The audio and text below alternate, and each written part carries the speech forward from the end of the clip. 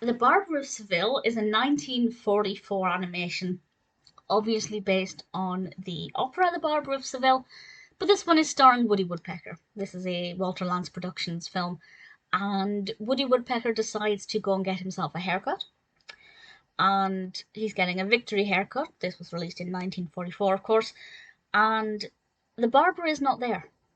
And the woodpecker decides to do his own hair, but then these customers start coming in asking him, assuming that he is a barber, to do their hair for him.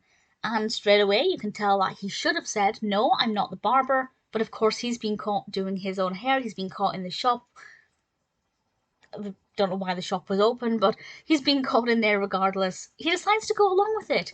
And there are two customers. The first is a Native American who is wanting a shampoo, and definitely he does a lot of damage to the man's headdress. And what happens to the headdress is, well, it amused me. I did worry when whenever there are cartoons from this time period and they have a Native American character who is usually referred to in the cartoon as an Indian, but that's not the case here.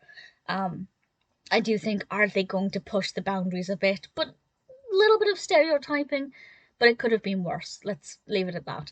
And the second character, also with stereotyping, but not as bad as it could have been, is an Italian. It's a construction worker who wants the whole works. And if things went bad with the Native Americans shampooing, things are about to get turned up a notch. It's fun to see just how far they were willing to go with messing up these shampoos and hairstyles and everything. Woody Woodpecker is a character who is really charismatic and really likable, but I can't work out why. There are certain characters like Bugs Bunny. I like him because he's quick-witted.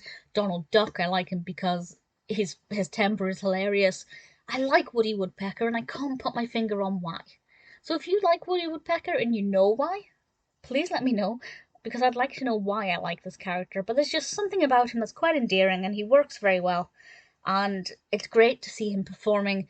He's trying his best at getting this job done, and he's singing along, obviously bringing in the elements of the opera there, so the title actually makes a bit more sense rather than just the barbershop element. And it's good fun. I won't say how it concludes or what happens with this Italian man's hair, but I enjoyed it. It was good fun. It felt quite long. It's not actually tremendously long. It's your average kind of 6-7 minutes, but it did feel like it went on for a bit, but I wasn't bored. So I guess it just packed in a lot into a very short space of time.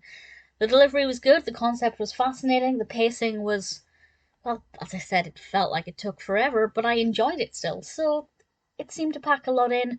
The characters were interesting, it wasn't overly stereotypical for the most part. Well, I guess it was stereotypical, but I don't think it was offensive, really, but again, opinions may differ depending on where you're coming from. Ben Hardaway did a great job as Woody Woodpecker. We also have Lee Sweetland as Woody Woodpecker's spinning voice. And I enjoyed it a lot. It was good fun. If you haven't seen it and you're a fan of Woody Woodpecker, it's definitely worth watching. It's one that I'm glad that I've seen.